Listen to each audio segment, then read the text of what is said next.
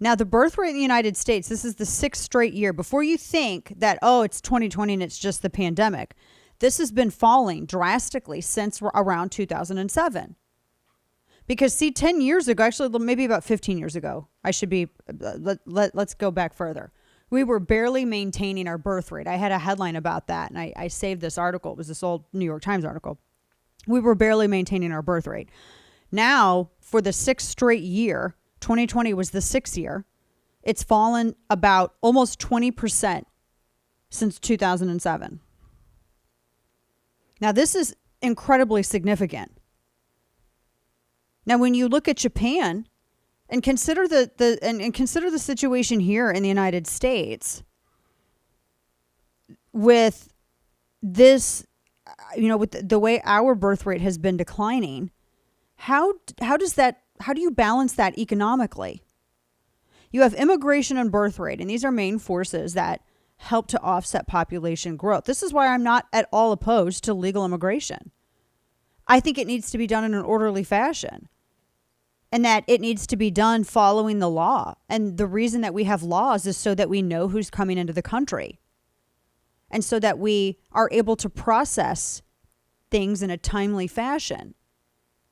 I mean, when you have these people that are attacking Republicans saying that they're against immigration, that's so disingenuous, because what these people are talking about is removing the process that makes it orderly, that means that we know who's coming in the country, that also provides a layer of national security and a layer of protection for the citizens living here.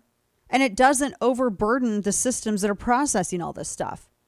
These people want to get rid of all of that. And they act as though that anyone who objects and claims that that they simply want an orderly way of entry, anyone who they say that anyone who is for that particular position, that they're against immigration, and also that they're racist, which is incredibly disingenuous. And I think it shows the desperation of their position.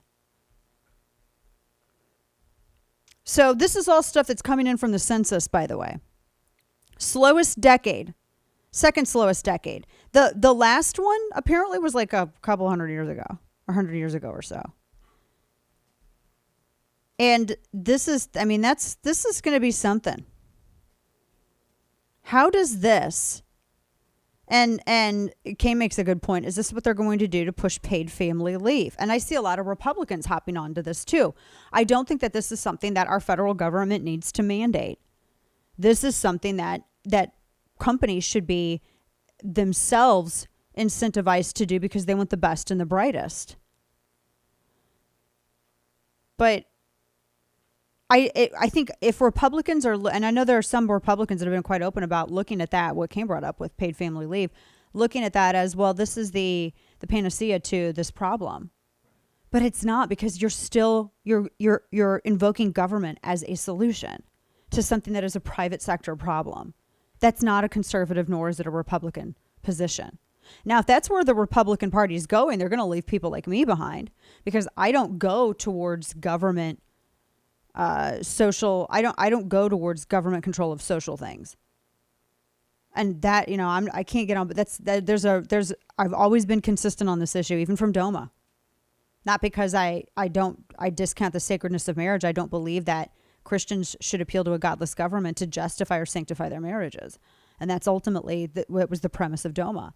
And so I hope that that's not a Republican policy with this, but this is huge. And I think it's a lot bigger than people realize at this point. This is so incredibly disastrous for the United States.